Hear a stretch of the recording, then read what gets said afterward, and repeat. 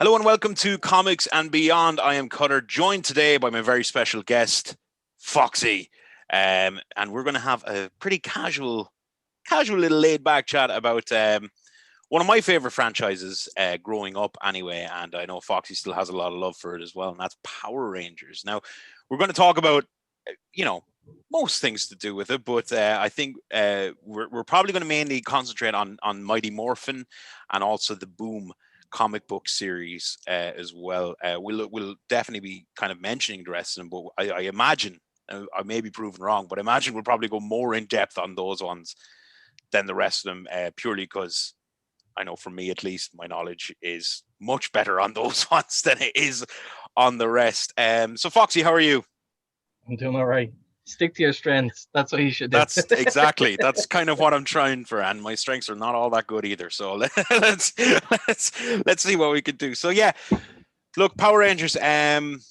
Look, I don't know anybody who doesn't know Power Rangers, but if you don't, look, it's kind of built around it's a live action superhero TV series from Japan called Super Sentai, I think, Yes. is the correct pronunciation. And that was produced originally by Saban, and then it went to BVS, and then again to Saban, and now it's by SCG, Power Rangers, and Hasbro as well. Now, the unique thing about it is that Power Rangers, I think for the entire run of all the seasons, and please do correct me if I'm wrong, but they have used the majority of the action footage, etc., comes from Super Sentai and isn't shot with a few exceptions, but isn't shot mainly by the American actors, etc. Yeah. So essentially, with that, it was a case of like they were able to take pre-existing footage, Mm, and all they had to change was film the American version of yeah, them outside of the costumes. yeah, So it made production so easy and cost effective mm, that they were able to just like, okay, we'll buy the rights to this. Japan will get the return for them was that they could get the, a big cut of like the merchandise, yes, and uh, but America gained by getting access to it. Like, yeah. well, Saban did because Now, he's the one. originally, like the idea, apparently, when I was kind of doing a little bit of looking up on this, the idea for adapting the Sentai series, which is, I mean, it's still going to this day, and that is an extremely long running Mm, series. But that actually started in the late 70s. The idea to Americanize it, the idea came about in the late 70s between, and I'm going to butcher a lot of pronunciations here, but the Toei company and Marvel actually came to an agreement to kind of swap intellectual properties and adapt them to their respective audiences. So, for instance, um, Toei with Marvel Productions created the Japanese Spider-Man television series, which you may have seen, which was just a wild ride from start to finish. um, so weird. He could only spray from one arm. It's like, yeah. yeah, his um, big bracelet on his arms. Like, ha! um, and basically, Marvel also then produced three Super Sentai series, and they were hugely successful in Japan. All of these, and basically, Marvel and Stan Lee then tried to sell the Sun Vulcan series to American television, but found no buyers, and basically the deal fell through until the 80s when Haim Saban uh, basically went to Japan, and essentially the story goes that he was staying in a hotel, and the only thing that was essentially on his television was Super Sentai, Mm. and that kind of gave him the idea to again try and bring it over, and that eventually is it started late, but his idea only really took off in '92, and then led to the creation of Mighty Morphin in I think it was '93. It eventually made it onto TV. Yeah, Um, he'd been sitting on the idea for a long time. It was yeah, just that he needed the backing of someone else, like that was in the studios, yes, and I, that didn't come about until '92. yeah, that was it. Until Saban kind of partnered with Fox, Mm. it wasn't until then that it basically filled up a spot in their kind of kids category. Yeah. And that led then, of course, to it exploding and taking off, and it became a huge deal, and still going, with reboots, etc. Planned as well. So yeah, it basically it went from 1993 until the end of 2001, which is a huge run for a show. Yeah. And basically they continued to broadcast it until autumn in 2002. And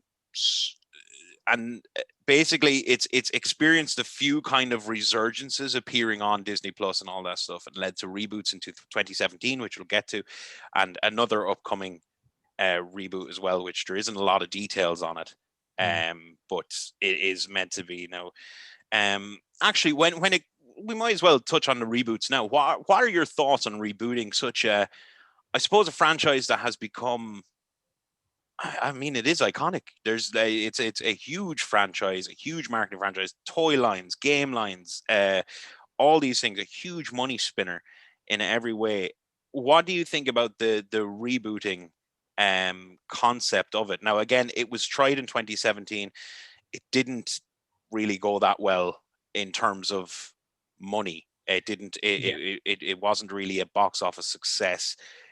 So there were no plans for a follow-up to that 2017, but there is a plan for another reboot. So what do you think about rebooting a franchise like this? It's a very tricky thing to do, because you're taking something that obviously, like ourselves, it we grew up on it, so it's very nostalgic. But not only that, we grew up with the characters, with the stories that were told in the show. I Yes. know it sounds very silly to say that, but like, we grew up with the characters. We got to see them grow as the as the series progressed. We got to see their personalities and their attitudes change. But uh, so with rebooting it, it's basically like you're trying to retell that, but just appeal to a new generation. But you're still telling the same story. So it's very hard to bring some of the old stuff and make it modern, because it doesn't Yes. always sit well with people that been around and seen it. It's like, I don't like that design. They could have done this. And granted, like, some fans like come up with much better stuff than the creators themselves, in terms of like designs and how a remade version of like the Megazord should look like Yes. in because like we've all grown up, but we've probably gotten really big boy jobs. Like Speak for some yourself. or like some people, like, they probably become engineers or graphic designers, so they grew up on this and just like, it kind of tickles the creative bones, like, Yeah. how would I do this if I was trying to present it? And it's very tough to get that nice margin that appeals now, but is loyal to. It doesn't shit on people's. Uh, it doesn't shit on the history, as it were. Yeah, you see, I completely agree. Like, it's one of those things. I was going to school, and I remember every morning before you go to school, it was on in like a half hour before I had to leave to Yeah. go to school. It was on, and so like every day, watch that, and that's, I suppose that's kind of why the characters, like for kids, etc., they were very engaging. Now you look back at it now, and yeah, it's cheesy, and yeah, it's cringy at times, but it's fun. Yeah. And like, I think that's kind of all you wanted from a show back then. It was cool, it was fun. You had big robots, you had superhero style things. Yeah, Ticking all the boxes. That's all yeah, it was. It was like, exactly. that's cool. They have robots. Cool. They have cool weapons. Cool. Yeah. Like, it's just And then escalation and just like, oh my god. as you get older, like I remember a couple of years back now, I was with my housemate. We decided to watch the movie, which we'll get onto in a little while, with the original movie, with Ivan Ooze and all that in it. And I remember we did a drinking game where it was every time you heard the whoosh sound effect, you drink. But the problem is, and you only notice this later, every time they move their hands in any way, it goes.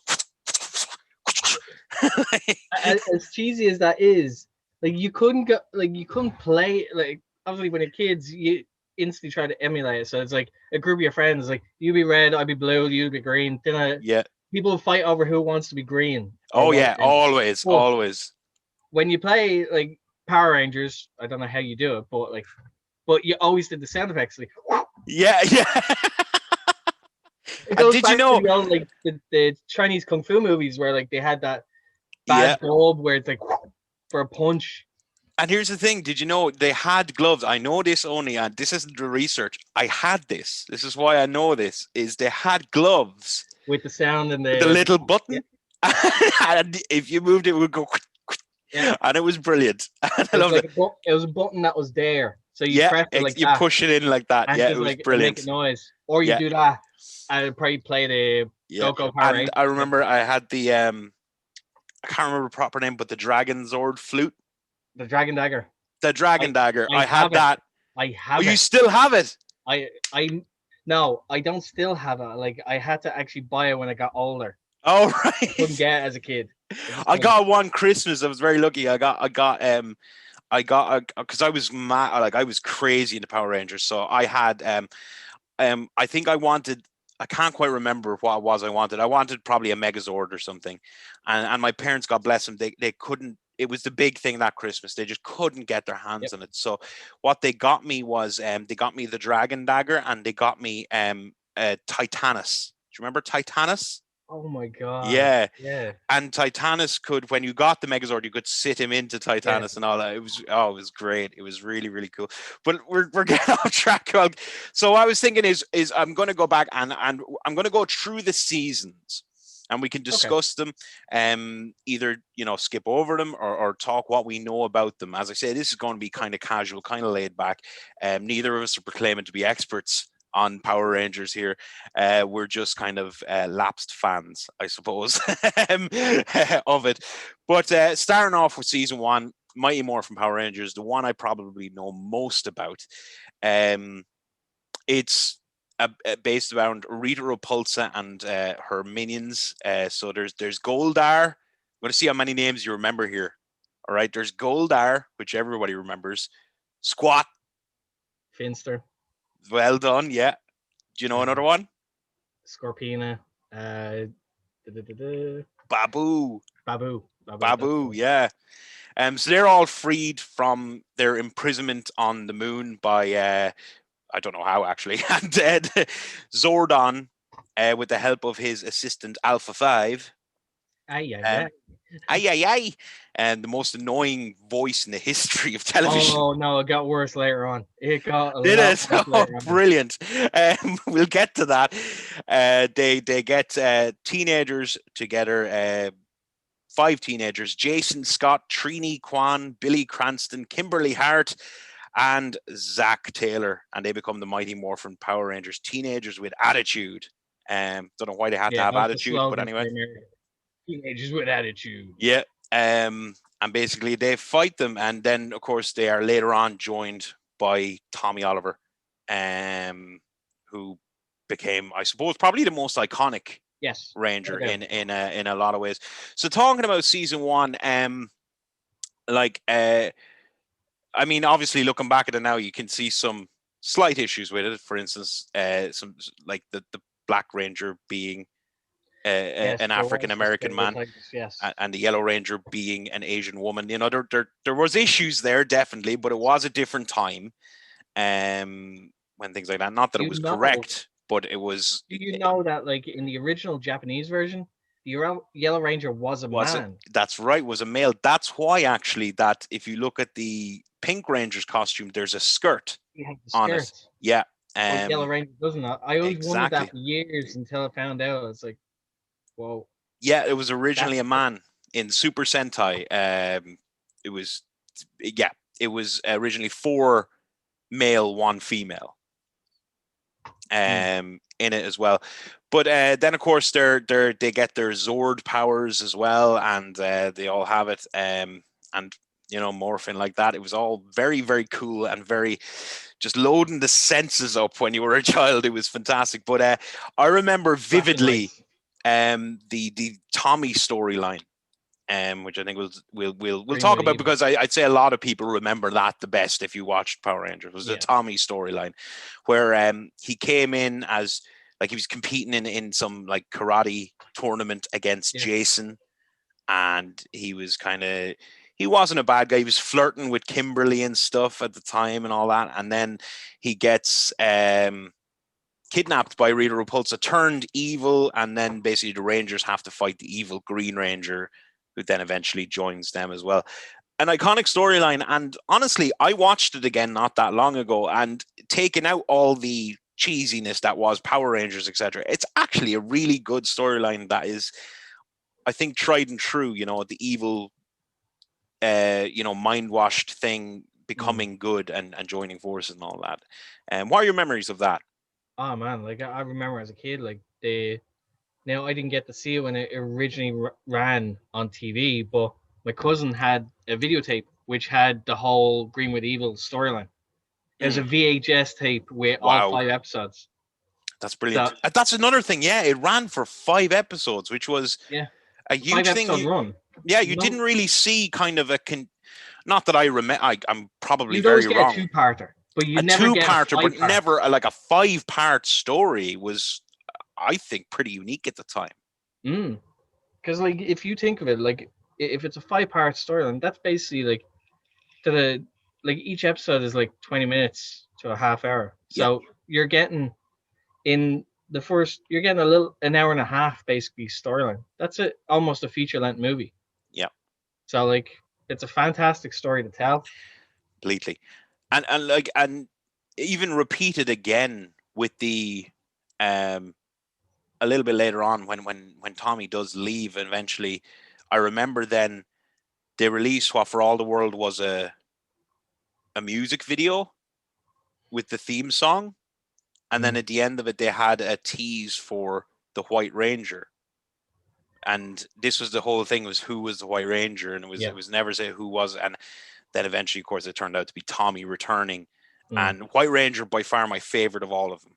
So I loved the White Ranger when he came back and kind of controlling it. And so they repeated again. And I think those two roles kind of set Jason David Frank as Tommy up as kind of the iconic one. And he of all of them, I think he stuck with the series the longest, and then did make Yes. sporadic comebacks and stuff into it as well. Mm. Like himself and Johnny Young Bosch would be the only two that have had the most tenure Yes. in Power Rangers, because Jason David Frank is an original from the fourth series, ran till I want to say till Turbo. He ran Yes. till Turbo. That's when he left. Then he came back again in Dino Thunder, and then again he was just like, from that point on he was just sporadic appearances. But I mean, like he'd gone Right. through at least 5 different iterations of a Ranger, like Yeah. which is mad. Yeah. Yeah. To Johnny change. Young Bosch, like he ran from season 2 till about till Turbo as well, Okay. because he left around the same time, but he would have sporadic appearances here and there as well. So they're the only two that have had the most tenure. And then Jason, he was from the original series, left in the second series, Yes. and then reappeared in Zeo as the Gold Ranger. That's what I was gonna say. I know he came back as a Gold Ranger. Yes, I Yes. wasn't sure what series, but I knew he did come back as that. Yeah. And then he recently returned in Beast Morphers, I think it is, which is one of the recent series. So, Yes. but yeah, they'd be the only, like Johnny Young Bosch and Jason David Frank. They're the only two that have had the longest tenure. But I mean, goddamn, like it's the fact that you can make a team of yourself, like different iterations of yourself.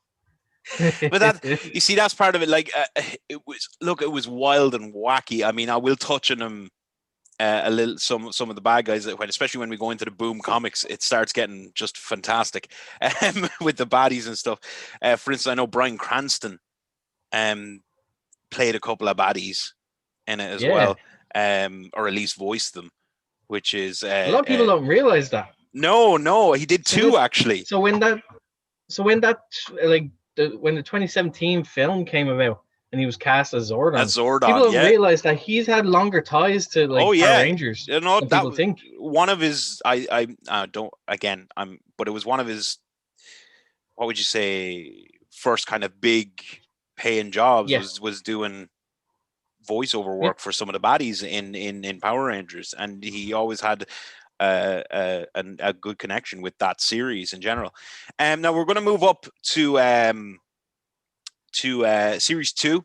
That was, of course, where Lord Zed made his appearance, who infinitely more scary looking than Rita Repulsa. yes, And I know it so well. I can remember every bit, the steel face mask with his brain on show. He was a scary looking dude.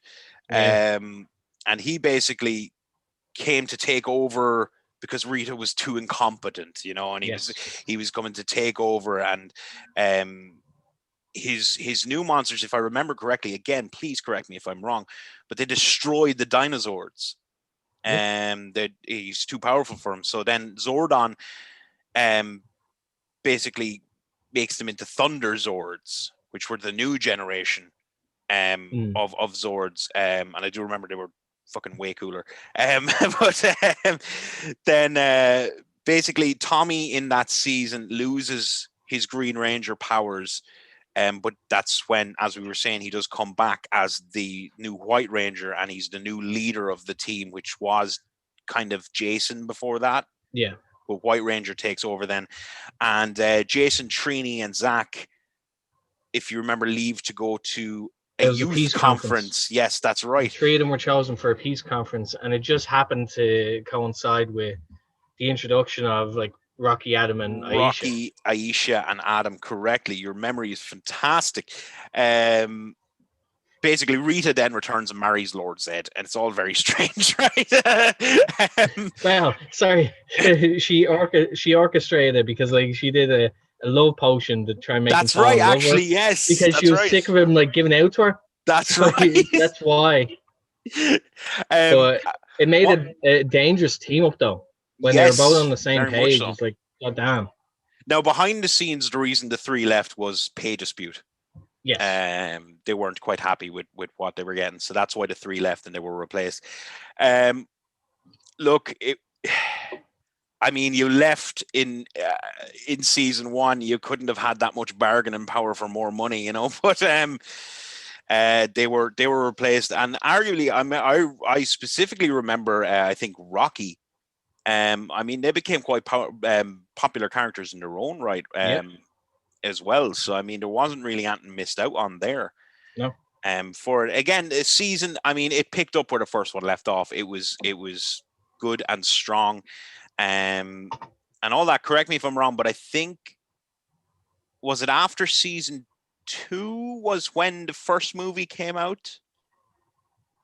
Season 2 had ended, and they're currently in the process of filming season 3. Yes, and And the film was meant to be like almost like a test like, run yes, of what's to come. Because I yes, mean, like you had Tengu and you had uh, like not only the Tengu, you had the new Zords and the Ninjetti, and yeah, they're trying to introduce these little elements that would probably be used in the series. So yes. it was, from a marketing standpoint, it was genius because it's like we have a film coming out, but we also need to set up for this next season. Like let's test it out. If they like it, then we can actually use it. Now, interesting enough, and I'll get onto it when we're talking about the movies later on, but that did take in less money than the most recent Power Rangers movie, but was considered much more successful Yes. at the time. Obviously now that's, due inflation, all that stuff changes it up and whatever. So it did take in much less money, but it spent a lot less money on production, etc. Basically, it was considered far more successful than the current movie. Also, I suppose, remember, the current movie is long after the franchise is gone. Yes. That one was at the height, literally the height of when it was Popular. everywhere. You know, and again, it's hard to, I suppose, say to people now who didn't grow up with it like us just how popular this was. It was insanely popular.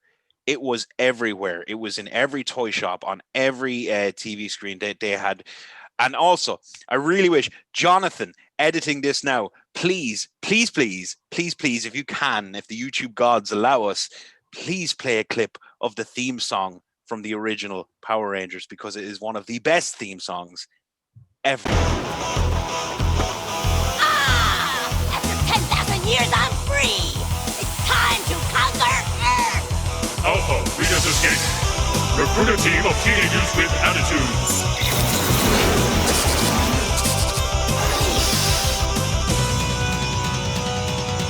Go, go, Power Rangers. Go, go, Power Rangers. Go, go, Power Rangers. Mighty Morphin Power Rangers.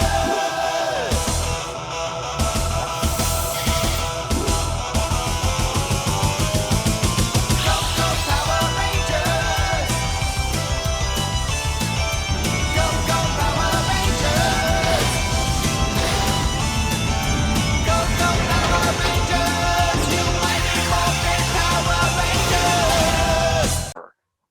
That whole fucking guitar. Oh, it's brilliant. Yeah. It's just brilliant. Oh, I fucking love that. So please, Jonathan, I love you. He's not going to put it in now to spite me, and I'm going to look no, like he's not. anyway. He's probably gonna put a caption saying "this dickhead" right here. Yeah, or just no. Moving up to season 3. Now, this is when I start to lose my knowledge of it, and you will probably take over from me here, because I don't remember this at all. Reading this synopsis of it here, so this is still Mighty Morphin Power Rangers. This is still under the name Mighty Morphin Power Rangers, but again, I don't remember this storyline at all.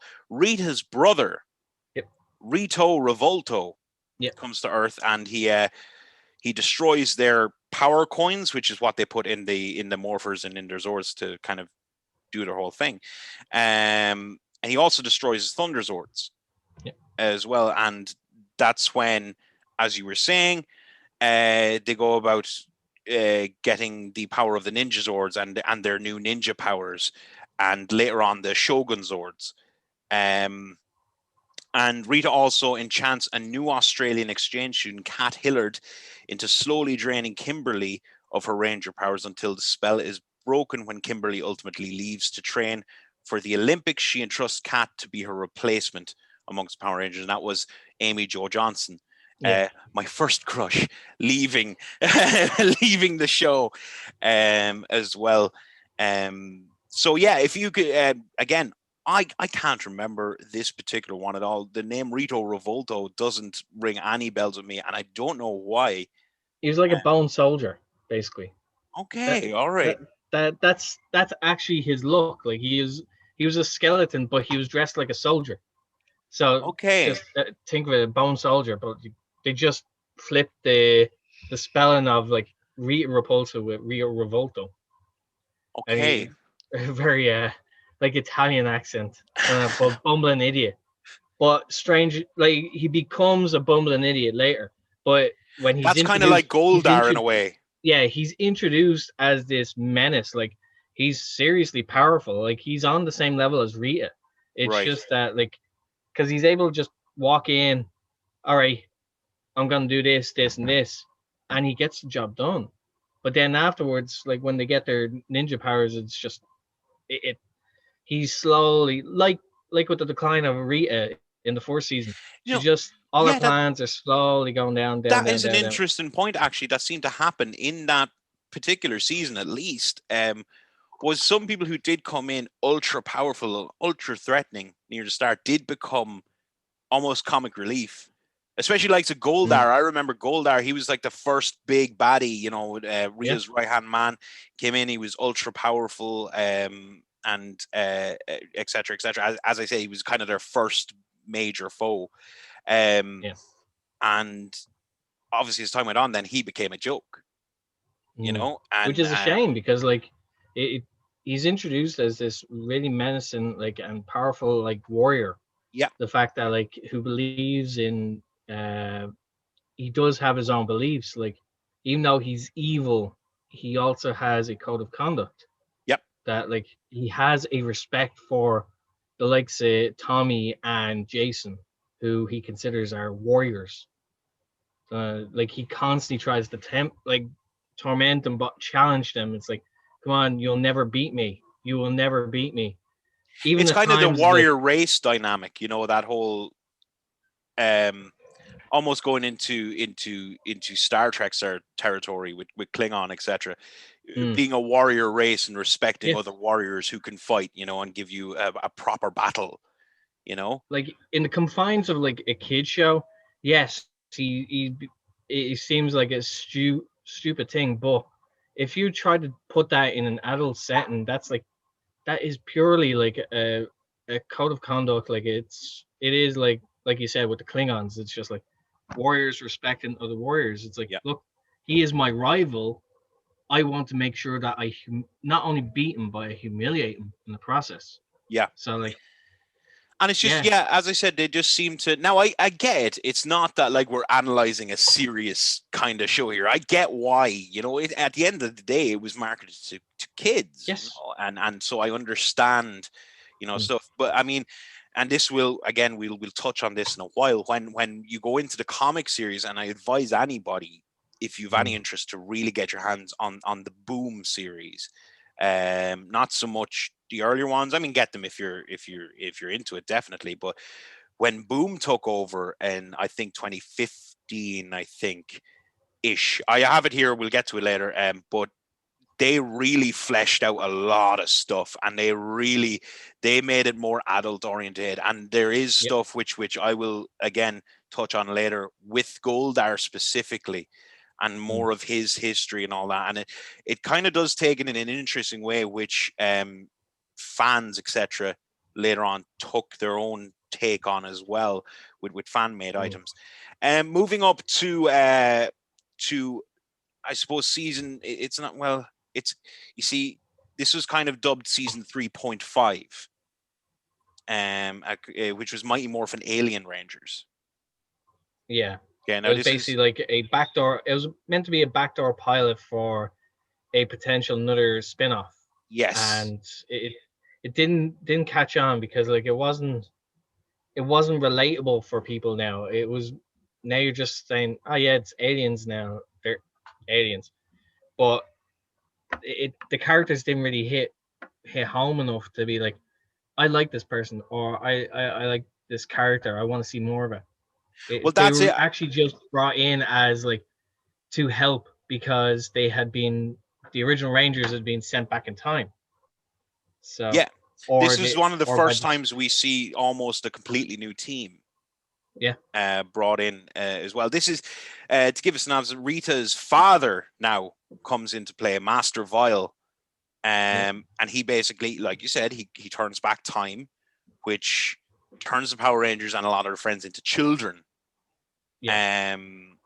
So Zordon then calls upon the alien Rangers of Aquitar to basically fill in for the Rangers.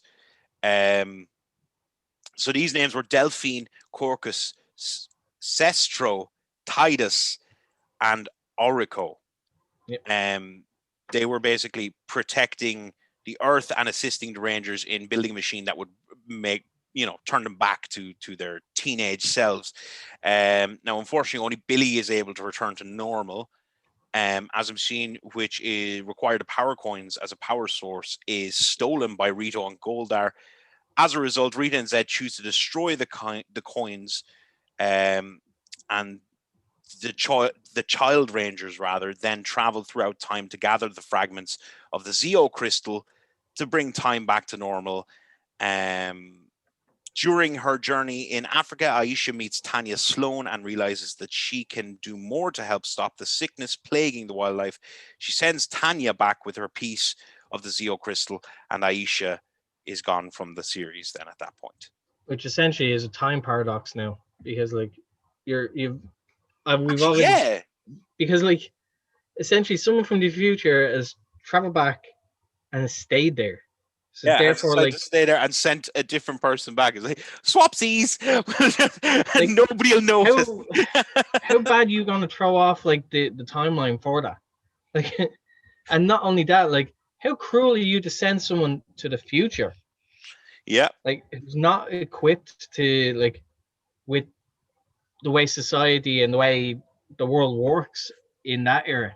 It's just like they glossed over it basically when they did that. It's like you could, if this was for adults, Jesus Christ, you could tell so many stories about her trying to Actually, cope with that would be this. a really interesting, yeah, kind of fish out of water thing, adjusting Mm. to it, would be interesting. So, yeah, as we said, it's kind of an in-betweeny series. This was Yeah.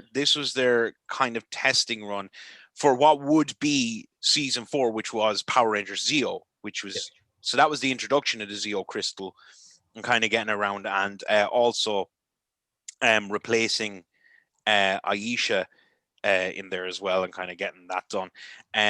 So we're up to Zeo. Now we may not, as I said, as we get later on, we may kind of shorten this down a little bit because there are descriptions of all of them, obviously. But Power Rangers Zeo, which was in '96, I do believe, is basically the Zeo crystal has been restored. Time's all back to normal. Then they're caught off guard when Goldar and Rito steal the Zeo crystal and they destroy the command center. Zordon and Alpha are fine, but their headquarters essentially rebuilds itself into the power chamber. And they warn the Rangers that the Machine Empire is planning on conquering the Earth, and Rangers have to use the power of the Zeo crystal to become the Zeo Rangers to battle them. Billy decides to use his scientific expertise to work on the Zeo Zords and other machineries, and his presence in the Destruction Command Center leaves him unable to receive the powers of the Gold Ranger. Gold Ranger, sorry, Tray of Triforia. Yeah.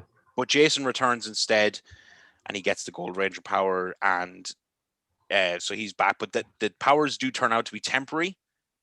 And then one of the interesting things in this, which I'm hoping you can maybe touch on, is Billy soon starts to age very quickly, which is a side effect from the regenerator he used to return to his normal age, and he leaves Earth to be healed on Aquitar, which we touched on before. So that's Billy's farewell. That's him gone. Is that correct? Yeah. Yeah. So with Zeo, it was a case of like, okay, the Zeo crystal was stolen, but they managed to retrieve it.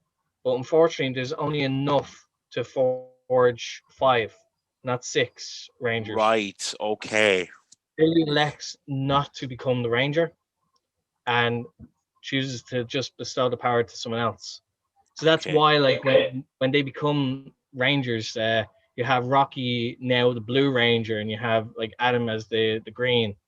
So that, like the color they color changed scheme around a little bit, yeah.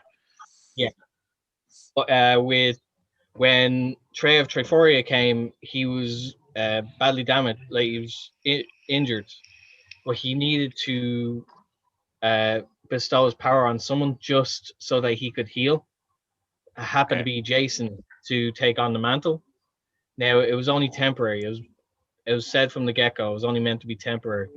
So Jason and does he stay in the series then, or is Jason just gone? Jason leaves because he's no more Power Stone. Okay. So it's a case of like, right, he's the perfect person to step in and fill the shoes. Like Tommy actually actively seeks him out. It's like, and well, sorry, I say that they did a whole like mystery of like who is it, because they Yes. had dropped hints that Billy could be the Gold Ranger, and they did a very good job on not giving it away about who was going to be. They were very good at that with various Yeah. times. They would do a very good job of kind of when they were introducing some new ultra powerful ranger, they would kind of keep it hidden on, Yeah. who could this To be? And get you it, to it would, actually watch it. oh yeah, it would hook you in. I remember it specifically, it would hook you in, honestly. They did that especially with when they had Tommy come in as the White Ranger. They kept that Oh completely, yeah, which is brilliant. they milked that for a So while. they really used it again with Jason coming in. He became a temporary stand-in for Trey. While Trey was healing, Jason went on to be his sixth Ranger. But eventually he had to relinquish his power back to Trey, and Trey had to go back to his planet. Now, the thing with Billy was the fact that he, as you said, he had the after effects of the aging, Yes. of returning himself back to his normal age. It caused him to accelerate in age. So basically, a Benjamin Button kind of. I was kind of thinking it's kind of like remember for anybody Metal Gear. Do you remember Yeah, Metal Gear? actually, yeah, yeah. When Snake kind of, Snake with because the of Fox die, he yeah. started aging real rapid. So basically, the only place that had the technology to help him was the people of Aquitar, the Alien Rangers. So he traveled there to hopefully cure himself. Now, in the process, they did cure him, but he decided to stay because Right. Okay. he was so enamored with the planet and their technology, and it, he wanted to stay. So that's why Billy just decided to leave and go, because he felt that the Rangers were still very equipped with the technology that had been basically built in secret. Yes. Yeah. But Yeah. yeah, so that was the big overarching story for. And that's one thing that Power Rangers did really well in their series. And we touched on it earlier with the 5-part Green Ranger saga. Like they did really good overarching stories. So you'd have your your main bad guy for each episode or whatever, but you would have a larger story taking place at the same time, which was really enjoyable, and it really was smart to kind of hook in the kids watching it to kind of say you need to watch this every week because look what something crazy is going to happen next week, or you'll get more of this story next week or something like that, and was really well done. Moving up, and this may be the last one that we kind of go into depth about, unless, of course, when I list out the rest of them, feel free to stop me at any point. But I know the reason I say it is because I think this was one of the last ones that, after this one, it started to almost take a downturn in popularity. So this one is Turbo, which is season 5. So this is about I suppose he's a space pirate, Divatox. She's she rather. Let's say she sets her sights on conquering the Earth with the Turbo Rangers and eventually the intergalactic police officer, the Blue Centurion, combating her monster army. After an injury, Rocky retires from being a Power Ranger and he chooses 12-year-old Justin Stewart as his replacement. Tommy, Adam, Tanya, and Kat soon follow.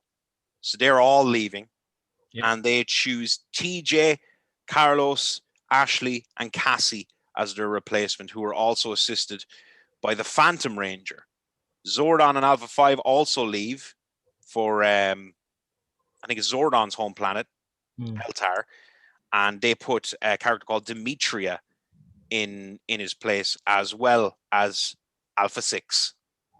Yeah. And that's when we start to get worse with. I don't see how it can get much worse. Does he still? Does Alpha still go? Aye, aye, aye, aye, aye? He does, but it's now in a real Jersey accent. Oh, brilliant! That's what I needed. But yeah, that character's missing a Jersey accent.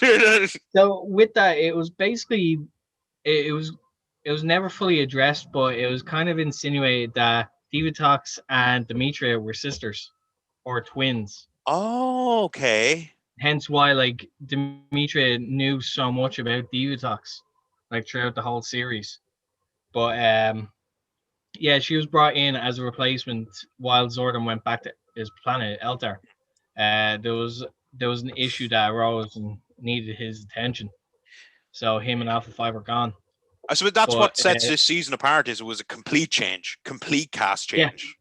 they were completely like just driving out everyone and trying to see if it can go on its own. Yes, Basically, let's not rely on these people too long. Yeah. Which it makes sense to change up, but like it was done badly in the sense that like so many were changed. I was gonna say, surely like a gradual change would have been better rather than just all gone, all new. Because you know, especially for kind of the kids and stuff watching it growing up, you know, you get attached to certain characters and stuff like that. And while there wasn't a ton of the original cast left at that stage, you still had Tommy and to a lesser degree Rocky as well in there. And the others had been there for a season or two. They'd been there the longest, but to replace them all, and especially replacing the ones that have been there from the start, Zordon and Alpha 5, as well, a huge change to anybody watching it. And that's why I think it marks kind of a downturn in popularity for it. Yes, definitely. Like with Turbo, it was definitely a downturn, especially with the logic that they had, because this was a studio decision to have Justin become a member of the Power Rangers, a 12-year-old kid morphing and becoming a kind of the Shazam principle. Yes, yeah. But it's in terms of the lore that like they had tried to build, they've kind of like just pissed it away just for the sake of like, we're not appealing to a younger crowd. It's like, well, let's put a young kid in there. Yeah. You're missing the point. Like I get it. You're using him as the proxy for any fan, like especially a kid. It's like, I can do it. Like a kid can become a Power Ranger. Yeah, but like, but I don't think that was never the original. Do you know what I mean? Like when I started watching it with the first, like that never, like, I mean, it never was an issue because you'd still play and mess around and say you were a Power Ranger. I mean, it was never, I didn't need to see another kid doing it. Like, you know, I think I could do it. I think that's what it was. It's just like the prospect of it. Yes. Of like, when I get older, I can become a Power Ranger. Yes. But when you have it had that mixed feeling. Some people were just like, okay, that's really cool. Like a kid can do it. Like that means that I can do it. But then again, you also have like, no, it doesn't appeal then. Yeah. Like it's lost its like the mental charm, as it were. It's like, I think one of the strange things I found about that, one of the strange things, and correct me if I'm wrong, but I think I remember he'd morph. And unlike, so for instance, when Shazam changes into Shazam, he's completely different voice, different physique, all that stuff. When Justin morphed, he kept the same voice, if I remember correctly, which was very odd in having, essentially a grown-up with a 12-year-old voice was very strange. It's really odd to see. Like little things like that is what kind of like put people off, and it's understandable. So, but also like the fact that, okay, up until then we've had like creatures, like animals or creatures as like the main Zords. Yes. Now we're switching to cars. Technology. Yeah. We're away from the likes of magic and science. Now we're going full like just modern. Like cars, toys, merchandise. I think as well, you kind of have to remember, I suppose, Hasbro had a big hand in this show from the get-go. And obviously, and I'm not faulting them, they're a business, but obviously they're thinking about their toy lines. Yes. And they're thinking of what they can do. Yes. And they're probably inputting in that as well, that they could, release a range of cars or whatever and kind of change it up, And because every season did have releases for it. Like I as I said, I had a lot of them. They were cool toys. Hell, talking about it now is making me want to go and buy some, you know. And you get to smile because you know you'll be the vendor, you fuck. But anyway, you know. No, believe me, if I got them, I'd be keeping them myself. Yeah, you see, this is the thing. Foxy Bros, check it out for all your nerdy goodness. But Foxy keeps the good stuff for himself. No joke. I have like a dragon dagger, the original Morpher, and Oh, you have a Morpher. Oh, yeah, that's brilliant. I have them sitting in my room because like they're one of the only things that like I'm keeping. Yeah, I'm making yeah, sure that. yeah. No matter what, they're staying with you. Yeah, yeah. It's just like if only I could get myself like a Sabbath sword, then it'd be set. Oh, So, oh God, do you remember? Oh God, I remember he used to talk to him. This cheeky little fucker. Brilliant. So But what yeah, like with Turbo, like yeah, it definitely was a decline. But the whole point of Zordon leaving as well would play a big factor in the next season, which is in space.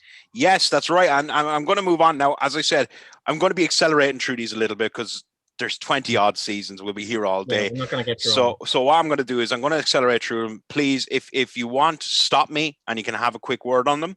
But I wanted to kind of get through these so we can go on to the comics. I said I don't want to be here for 4 hours talking about it or whatever, because we still got to get to the movies and we got to get to the comics as well. So moving on, season 6, as you said, Power Rangers in space. I'll keep going unless you want to stop me. So make sure you say it. With in space, basically, it is essentially the finish of the Zordon arc of Power Rangers, because Zordon is captured by all the nasties of the world, basically, and held hostage by the main villain of that series, Dark Spectre. Yes, Dark Spectre. He like Zordon has been captured and he's been held, and Andros, the Red Space Ranger, he is on a mission to try and find him, and in a badass way, like an intro for a character, he infiltrates the meeting of all the evil masters of the universe, basically. He infiltrates the meeting and is sitting there at the desk with them in a robe. That's pretty badass. All right, that's pretty cool. They're all talking and celebrating, and just like he's sitting there, and then all of a sudden they're like, something's not right. Who are you? Just like, thump. It's a Ranger. Get him! Like he's trying to find info, but it's just like, what badass way! Like you just like show up. Like you see, that's a great way to introduce.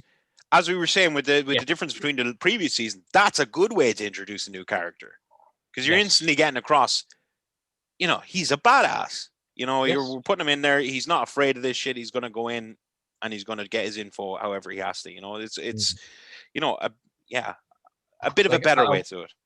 I'm not going to like dwell on it too much, because I actually liked In Space, but there are moments that just shouldn't have happened. It was purely for because of the network that they were involved with, which was Fox. Yes. And they did a couple of crossovers that should never have existed. Is this Teenage Mutant Ninja Turtles? Yes. But I say that knowing full well that like later down the line that crossover will be done much, much better. Yeah. In terms of like comics. Yes. Yeah. But I think, you know, there's something, I don't know, there's something less cheesy and kind of fan servicey about it in the comics, as opposed to on the TV show, rightly or wrongly.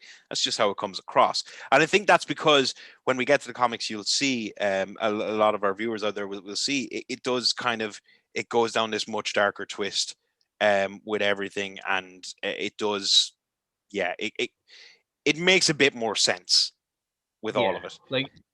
Like with Space though, like it was, as I said, it was the finish to the Zordon arc, and during like the whole season is trying to track down Zordon, find him, and rescue him. Andros does succeed in finding Zordon, but because of the overwhelming danger that's looming in regards to evil, Zordon presents Andros with one and only like solution, destroy his chamber. Right, which will kill him. Yes. Okay. Angelos refuses, but Zordon explains that if you destroy my chamber, my essence will spread, and hopefully this will stop everything. Right. So Okay. it's that dangerous like decisions. Like you're essentially killing off a character, like a major character, A character that's Well- been there since day one. and it's one of those like he doesn't want to. Obviously, like he's basically the proxy for any fan that's followed it up Yes. until this point. But it's that if he doesn't, the world can be destroyed. If he does, he can save the world. It's that kind of classic ultra tough Needs choice many. decision, you know, do be selfish or do the right thing. And Needs many outweigh the needs of the few. yeah, exactly. Which I love, honestly, especially I suppose that's considering, you know, again, it was a kids show. That's a pretty heavy what would you say, a heavy storyline to be having Yes. in a kids show, Definitely. you know? Especially to a much loved character. Yes. So anyway, moving on. We move up. So season 7 was Power Rangers Lost Galaxy. Followed season 8 Power Rangers Light Speed Rescue. And we're Oh my god, that was bad. we're dead up to another one. Now this one again, we're past the point of me watching now at this, but this next one I was familiar with. I did come across this somewhere, which was Power Rangers Time Force, which was season 9. So that one seemed to have gotten a bit of popularity back, and then into season 10, which was Wild Force. I liked Wild Force. Yeah, I do remember hearing a lot about that. Into 11, Ninja Storm again, staying up there. Dino Thunder, then it seems to have gone down or started its downturn again. Yeah. To the point where we're on stuff that I didn't even hear about at this stage with 13 Power Rangers SPD. Yeah, but with Dino Thunder, that was the return of Tommy. Tommy returned. That's okay. Series. Sorry, Tommy joins him once more as well as Dr. Trent Fernandez Mercer, adopted son of Tommy's once colleague, Dr. Anton Mercer, whose body serves as Mesagog's vessel. Yeah. And Mesagog is the big baddie in that one. So then we're into SPD, which is Space Patrol Delta. It's like a police squad. Yes. So we're going off the fucking deep end here at this stage, right? We're now into not only are we in space, but we're also like police force. Yeah. Oh my god. Then we're into Mystic Force, which is 14, another one that I did hear about. Power Rangers with capes and magic. That's kind of what I heard. And then we're into Operation Overdrive, season 16, Jungle Fury. Overdrive can fuck off. Now it seems that Overdrive and then season 17, which would be a kind of a skipped season over, which is RPM, all kind of went off the turbo baseline, which was technology, as opposed to cool, you know, dinosaurs or animals or whatever, you know.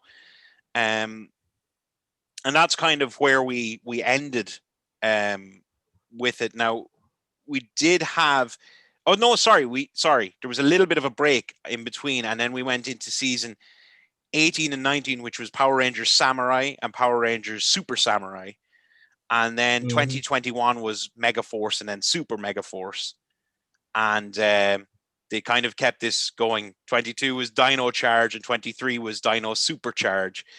I don't get the logic for it.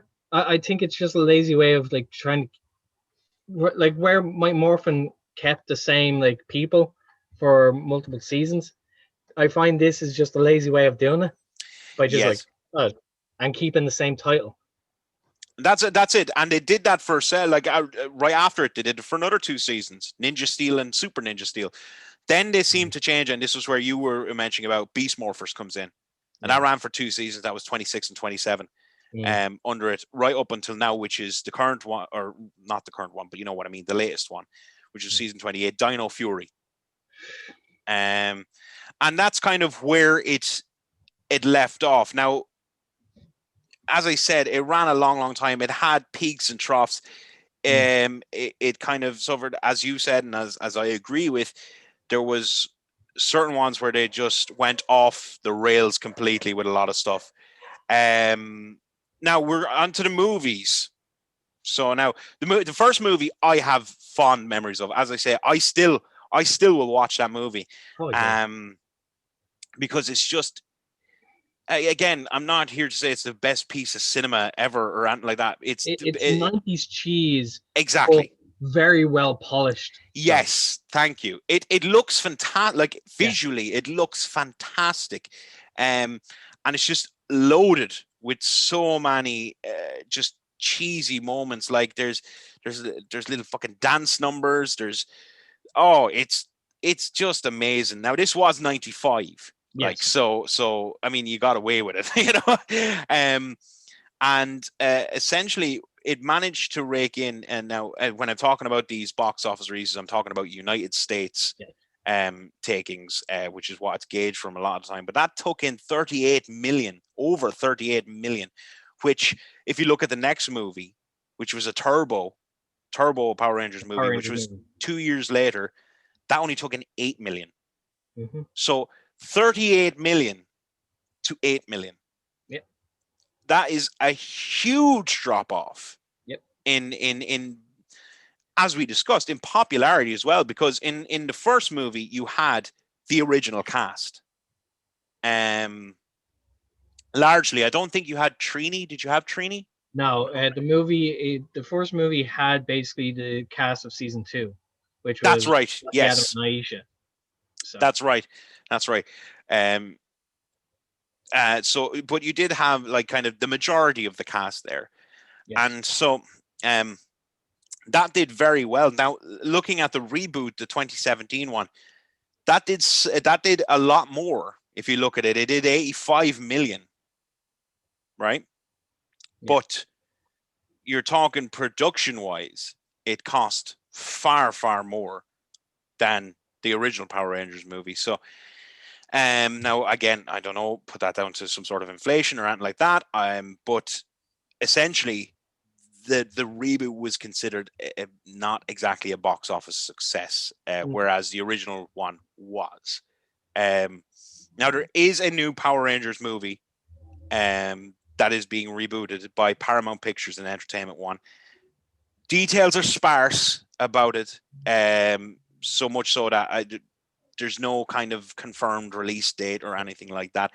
I think there may have been a confirmation of a director, but that's about it, really.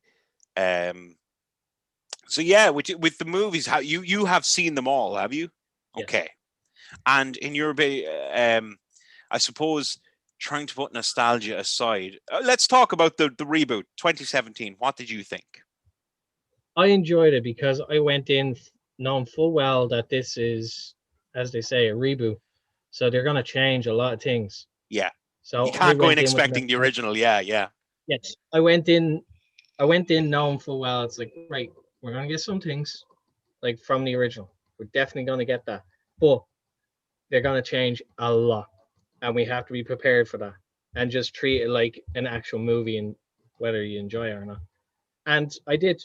I enjoyed it. I was willing to go with the changes that they made in terms of like Alpha and Zordon. Like Zordon used to be a warrior, and he's like, obviously he's being helped by Alpha, and the fact that like the Green Ranger is a woman. Yes. That's Rita.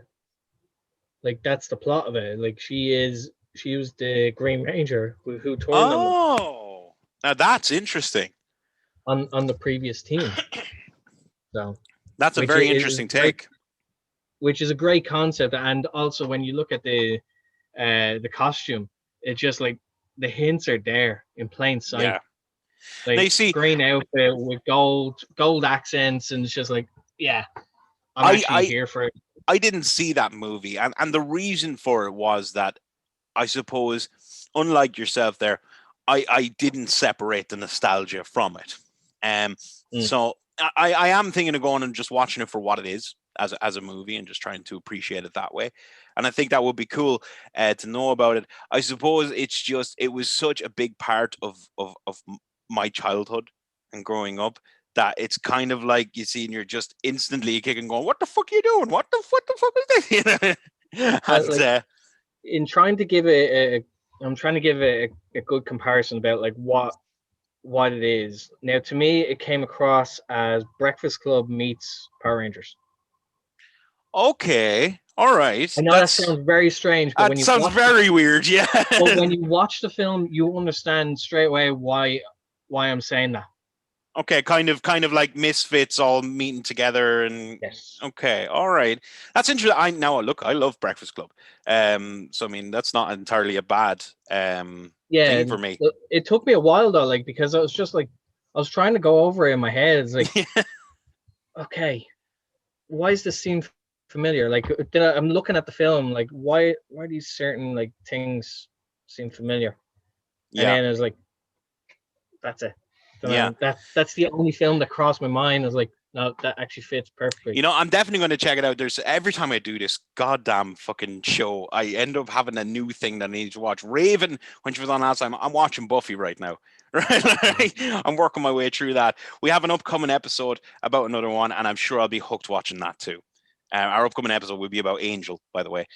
So I will be hooked watching that too. So, like, I mean, every time I do this, I get fucking caught. You knew once you did Buffy, you were gonna have to do Angel eventually, anyway. I knew it was gonna happen. Like, I knew it was gonna happen. But I'll be talking about it with our guest at the time. But like, that was, I knew from the get go before I spoke with Raven Creed about Buffy. I knew I would do an Angel one eventually because Angel was the one I watched.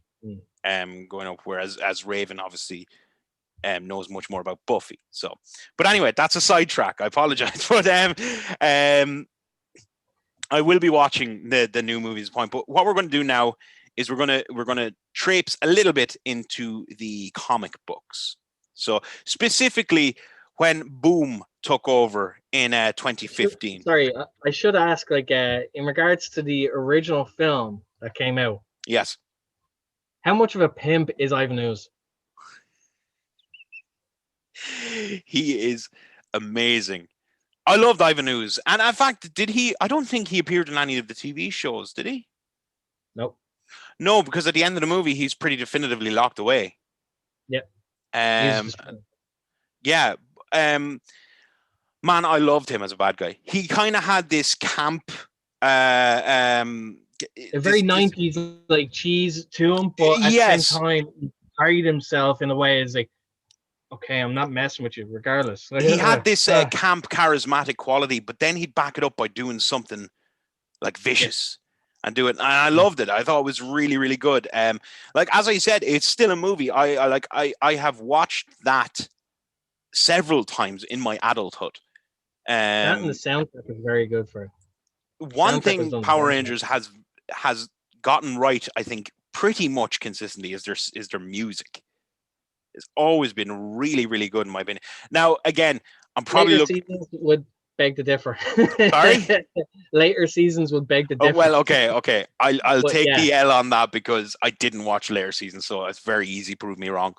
I suppose I have such fond memories of like the first theme song and then the movie soundtrack as well, that it kind of 6 years going, this is bloody brilliant. And I think I remember going to see Power Rangers in the cinema at the time. Yep. And where I was, we went during the day. It was just me and my dad, and there was nobody else in the cinema, and like literally nobody else in the cinema. Lucky you. And Dad fell asleep, so it was fucking amazing that I was in the cinema on my own watching this movie on this big screen, completely alone. You feel special. Oh, it was amazing. It was the best ever. It was so good. It was so good, man. Okay, so we're gonna touch on a couple of things here from the Boom series of comics. So Boom took over the comic book licensing, which they are known for. They did it with Buffy as well. They took over the licensing for it, and what they did was scrapped everything, went back to the start. So they basically did everything with a darker twist and fleshed out everything a lot more. Obviously, in the medium of comic book, that allows you to get a little bit more info down on stuff where you wanted it, whereas you're not restricted by time or anything like that, like a TV show. And also, of course, their demographic skewed a lot older. Yes. And I think, I don't know this for certain, but they purchased rights in 2015. They knew Power Rangers fans were mostly grown up at this stage. So that's who they targeted. Rather than trying to redo it for kids, they targeted for the audience who would remember Power Rangers back in the day, and they redid it. And I mean, they did a fantastic job. For instance, I'm going to just go out some. I'm presuming you've read most of the comics, if not all of them. Yeah, I read a good bit of it. Yeah. So I'm going to read out some facts that basically you would know from reading the comics, but not from seeing the show. And see what ones you know. You'll probably know them all because you're fucking Foxy. But if you don't, you will hopefully learn something. So starting off with the fact that Tommy was not accepted right away. So in the Green Ranger storyline from the TV show, you'll know that like he was under Rita Repulsa's spell, had a big battle, and then he's pretty much brought into the team straight away as the Green Ranger. But in the comics, basically after it's the same storyline. He's brainwashed and they beat him and all that. But the team doesn't. When he's beaten, they don't straight away accept him. They don't forget everything that he did. And it takes them quite a while to actually get him on time on the turn, which leads to another storyline, which I'll get to in a bit, where he has to sacrifice his power essentially to be accepted by the team. So he's like an outsider for them. And also it touches on PTSD, where Tommy has constant hallucinations and voices in his head of Rita, and he struggles with his own identity because of the brainwashing that happens. He's having constant flashbacks he's not and sure, constant. Is this his decision or has it been planted in his head by is Rita's plan all along? Yeah, and that's it. Actually, that's what I mean by going darker. It does address the PTSD of it, where he's not just beaten and he's okay. He's changed, and he's takes him a long time to not only be accepted by them, but to find himself and kind of come back from it as well. Another fact, they fought in an alternate dimension, an alternate reality, Tommy. So, and this was a big story at the time. So basically, it's an alternate universe where Tommy chose not to join the Rangers after he was defeated by Jason. Instead, he basically wandered. He became a kind of a wanderer, trying to find himself. And essentially, Rita Repulsa made an offer to him to work with her to conquer the world in order to achieve world peace. So he agrees, and he becomes Lord Drakon. And basically, Rita and Drakon defeat the Rangers and the Zords, but he's become so consumed by his lust for power, he kills Rita as well. Like, he outright kills her. Done. Again, hinting on this darkness, they weren't afraid to kill off people. No. He kills Rita, and he then took over as basically the ruler, the emperor of Earth. And yeah, it leads to a big battle, obviously, with kind of good Tommy facing Lord Dragon, which is evil Tommy.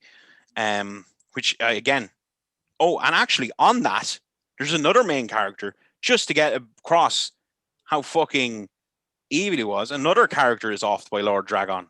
Do you know who? Yeah, Jason. Another one? Oh, shit. Come on. Alex. Ay. Yeah. He's that forgettable at times. It's like, I don't want to hear the voice. But basically, when Lord Dragon boards a ship that's carrying the Space Rangers, he threatens to kill the Rangers' friends, right? If they don't kind of give him their morphers. Yeah.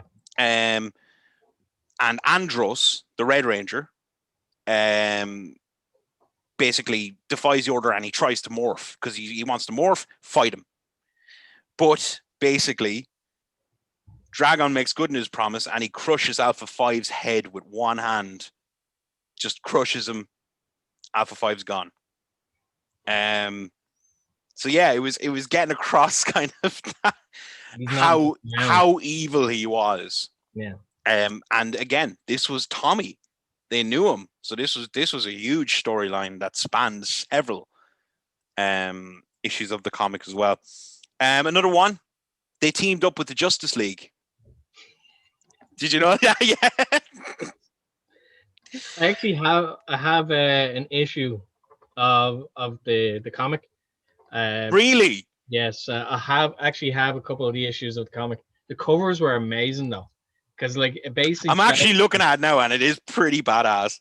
Like I have the one with it's half and half. So you have Justice League on one side, and you have the Rangers on the other. Oh, cool, man! And the one I'm seeing here is like Red Ranger and Superman. I got signed by the writer as well. Really? Jesus. Yeah. That's there if you're interested. I knew it was coming. I just thought I would wait till after the interview, and I thought I'd be like, "So here's my things." But it's anyone who watches this, like, if you're interested. Well, it would be a good sentence if I didn't. I do suggest everybody who is watching this, honestly, check out Foxy Bros, because there is some really, really, really cool nerdy stuff there. So if you're into comics, movies, Funko Pops, all that stuff, make sure you do check out Foxy Bros, because Foxy will sort you out at a very reasonable price. Not just saying that because he's my friend. I'm saying it because he will threaten me with death. But anyway, basically, to give a quick synopsis of this, the Rangers end up warped into the DC universe, at which point they immediately fight Batman, as you do. And basically, Lord Zed is also teleported there as well. And he teams up with Brainiac. And they're trying to basically destroy both worlds. So it's set in Earth Zero and Angel Grove. Yep. Essentially, it's going between the two. So yeah, it's just one of those weird comic book crossovers. It was a conglomeration of Boom and DC basically crossing over with each other. Another one, there was a second part to the 2017 movie in comic book form. So as we said earlier on, the 2017 movie wasn't considered successful at the box office, which essentially negated its possibility of a sequel, and hence it's getting rebooted again. And actually, before I go on, no, I'll tell you what, we'll talk about that after. Sorry. So essentially, this is kind of the sequel that a lot of people wanted at the time, because people kind of, as I said, it wasn't a huge hit, but people did enjoy it for what it was. A lot of people, and they did kind of theorize about what a sequel could possibly be. So this was titled Saban's Power Rangers Aftershock. And it's essentially, now you, again, I haven't seen the movie, so this will probably make more sense to you. Did you know about this, by the way? You didn't know about this? Oh, okay. I didn't know about this. So it deals with the aftermath of the attack on Angel Grove. It also finds the new Rangers trying to find their footing as a team. So like, there's nothing too kind of in depth about it, but it's just essentially a carry on from where the movie ends. And how they're I suppose trying to work together as a team for it. So moving up as well, in the comics, the Rangers are switching their colors. Now, this may have already happened, but from the info I have here, may have been written a little while back. So this may have happened in the comics and that I'm not familiar with. But basically, you know, if you grew up watching Power Rangers, changing the colors would be a pretty big deal, and was a big deal for several of them. And when a character kind of changes their colors through it, there has to kind of be a reason for it to happen. Yeah. And it's an important part of their history. So basically, in an upcoming issue of Go Go Power Rangers, the team will all be switching their colors and weapons. So it was announced at Power Morphicon, and basically it's carrying on from the Shattered Grid storyline, which we'll get to, which was a huge storyline. Basically, they showed just a panel. And this is where it all went kind of crazy. Of the characters, all, for instance, the Red Ranger is now female, the Pink Ranger is now male. They're all the existing characters, but they've all switched colors and all switched weapons. They didn't give a reason for it; they just showed it, which is kind of an interesting. Now onto the Shattered Grid storyline, which was a huge storyline. Basically, it seemed to be, and you'll be able to tell me which season it was. There was a couple of spanning seasons on the Power Rangers TV show where they tried to do essentially this, but it didn't really work out quite as well, which was bringing all the different Rangers together to fight. But again, it didn't go as, because you were missing a lot of characters from it. But this one had every single Power Ranger there's ever been all in one thing. And of course, because it's comic book, you can have them all. Yes. And basically, it was crazy. It was the final chapter in the Mighty Morphin Power Ranger storyline, and it was taking this whole storyline to place across multiple universes, and it involved things like super powered Ranger sentries, huge Zord battles, and several characters dying. It's a huge storyline, and honestly, it couldn't have been told on television. No. But it did change the kind of landscape of the comic books. Yes. As well. But I'm sure you're familiar with that particular one. It was such a big storyline. I'm sure you've gone through that one.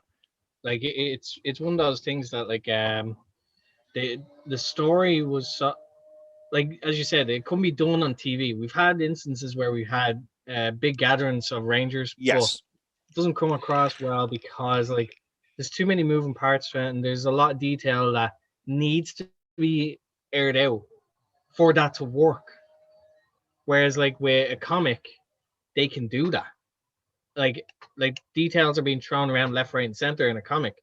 So it makes sense to actually be able to do this on a full scale. And Shattered Grid is a fantastic story for that, because it does span like different times and different iterations of Rangers. Like, I mean, the team ups that you could dream of could potentially happen in this. I say that because I don't want anyone to know.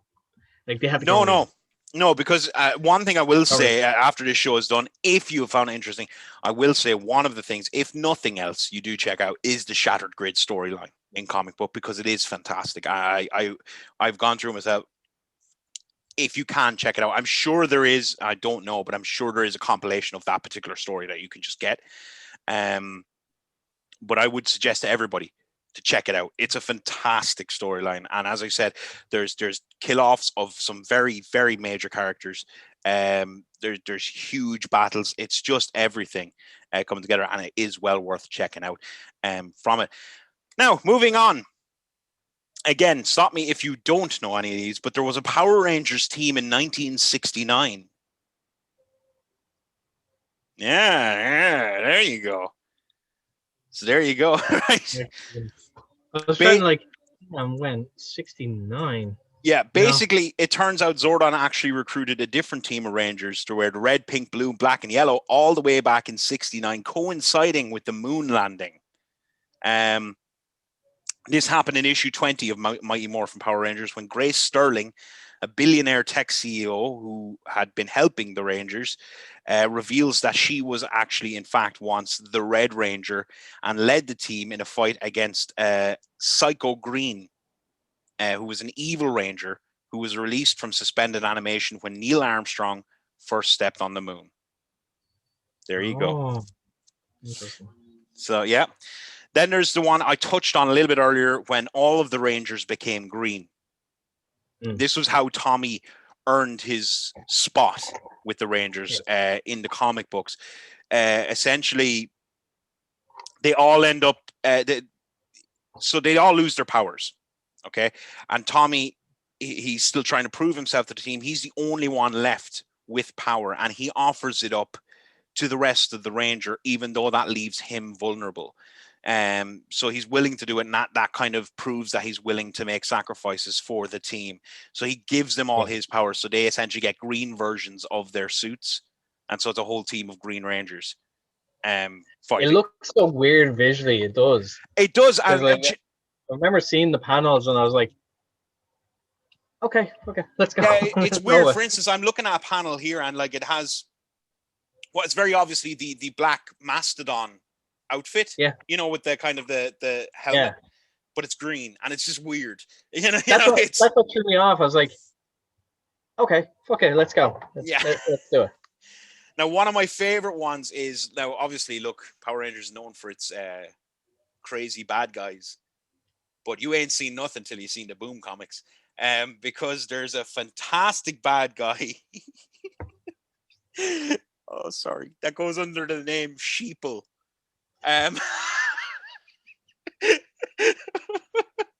Which, right now, this is fantastic. Right? Do you know about Sheeple? Yes. Okay, because basically, it's a giant sheep with an Illuminati symbol on its chest, and it shouts conspiracy theories at them. So it'll be fighting, and it'll start saying like, "The Earth is flat."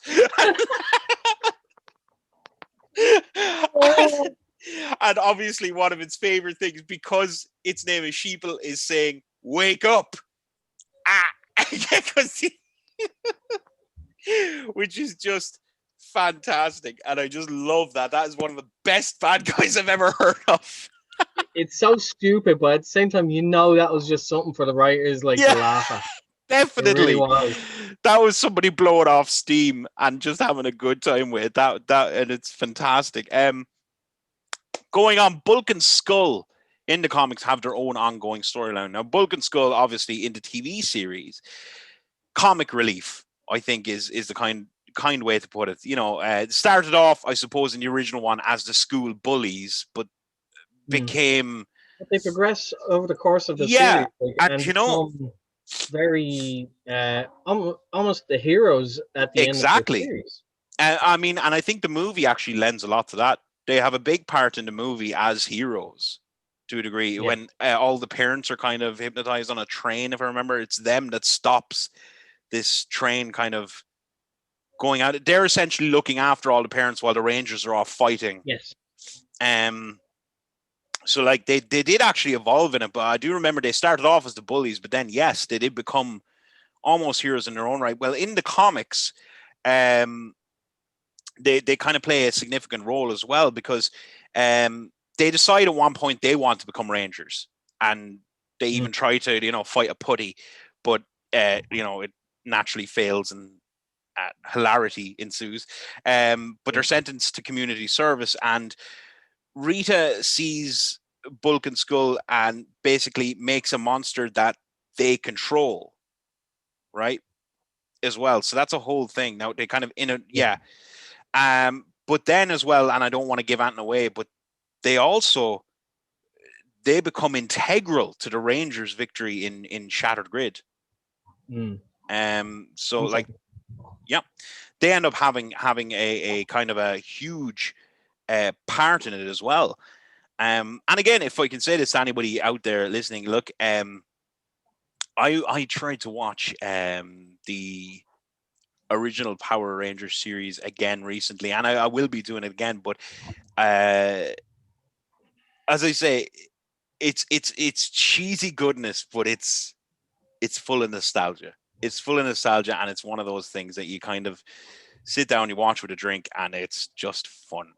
So I would advise everybody, have a look back at it. You'll have a laugh, if nothing else. I'm going to keep going with a couple more of these. Not too many because we are getting close to that time. To wrap it up, but I'm trying to find one. Yeah. Oh, Jason. Now, I suppose I could do it because you touched on it. You're You touched on dangerously it. going to spoiler territory. Yeah, but you already said it. So, Oh yeah. but I don't want to go. Do you know what? I won't. I'll skip past it. A lot of this is to do with. Yeah, I don't want to go into that. Don't want to go into that. No, I'll tell you what. We're going to skip out on that because a lot of it is to do with the Shattered Grid storyline, and just in case some of you do want to go out of it. But one, three last things that I will touch on. This will be the three last things that I go on, which are to do with the comic as well. And this just shows how they flesh out their characters a little bit more. One of them was Finster. So Finster, if you remember from the original series, anybody listening, I'm sure you do, Foxy, but a lot of people listening, he was kind of the sculptor. So he'd make the monsters in putty, and then they'd come to life. Put them in a machine, and they'd come to life. So he was kind of the creator of the monsters. He was always kind of played off like a buffoon, almost a kindly figure. Yeah, with a bit of a sense of humor, you know. But in the comics, much darker. For instance, he has a backstory, and that is that Finster grew up in a quiet alien village and was bored by how peaceful it was. So he became obsessed with creating monsters to destroy things and cause chaos.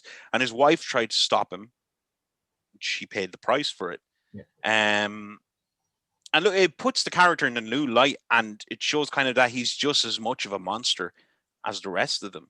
Yeah. And it kind of goes away with this kind of almost jokey character to you have to be a monster to create a monster. Exactly. And it gives that kind of bit of depth to it, I think, as well. And likewise, touching on it earlier, Goldar was given a much darker backstory too. Again, we're not really given a backstory in the TV show, I suppose. Mm-hmm. It shows that his origins, so that it was Goldar, and he had a brother, Silverback, and they were servants of Lord Zed.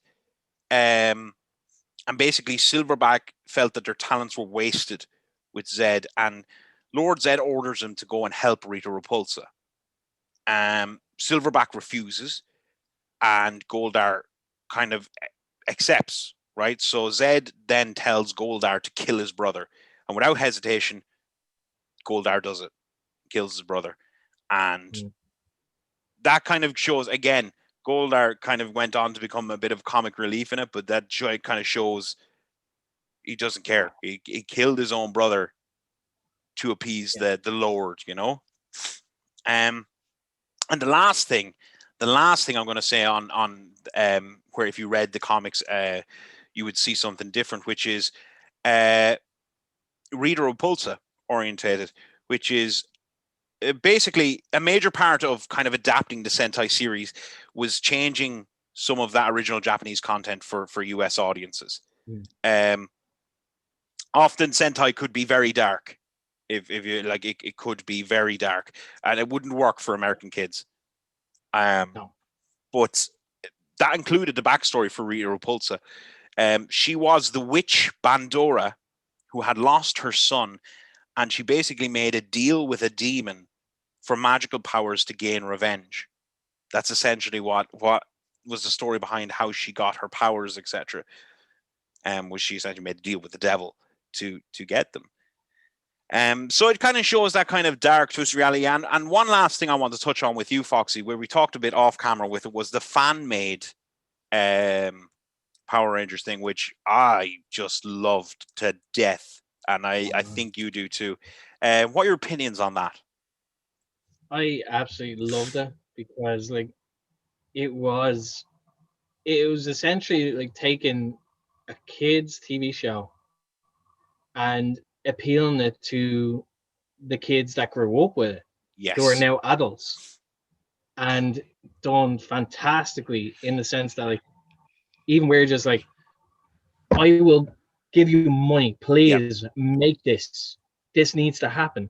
But if we didn't get that, we probably wouldn't have gotten the Boom Studios comic.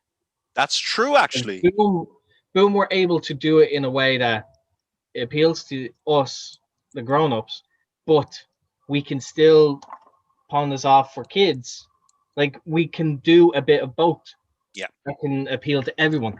And so if we didn't have that fan-made film, we probably wouldn't have gotten the Boom Studios. So, And I think if you haven't seen it, I mean, I'm sure anybody watching this, especially if you're still with us at this point, you probably have seen it. If you haven't, please look it up on YouTube. I'm pretty certain it's free on YouTube. Look it up. James Van Der Beek is in it, and it's just Black Hawk is in it. Yeah. There's no tongue in cheek. There's no irony. It's done completely seriously and extremely well. As a gritty reimagining, I suppose is the right way to say it, of the Power Rangers. And not only that, like, so faithful as well. at the same time, yes, because like you're taking elements of the seasons that have happened and basically like using it to tell the story. It's like in this universe, the machines won. Yeah, the Machine Empire won. It wasn't a matter of like if, it was just a matter of when. Yeah. Like it almost reminds me of that, if you remember that Mortal Kombat fan made reimagining. Do you remember that one? Yes. Yes. As far as I know, it's the same director. Is it? Now that I didn't know. But that's what reminds me of where it kind of went viral as just this fantastic retake on the whole thing. And of course, now we've seen the new Mortal Kombat trailer. We're all very excited for that. Yes. Yes. Yeah. I'm still a huge fan of the original Mortal Kombat. Just going to put that out there. Movie. That's just fantastic as well. Like, yeah, like it's, oh god. No, we'll talk about that after. Yeah. But look, with that, I think that brings us to an end of this show of Comics and Beyond. I want to thank Foxy for joining me here today, and for just having a chat with me about Power Rangers. I hope you enjoyed it. If you stuck with us this long, please do like and subscribe to Nerds Are Us channel down below. Leave a comment on something you'd like to hear in the future if you wish as well. I have been Cutter, he's been Foxy, and I'll see you next time. Bye-bye.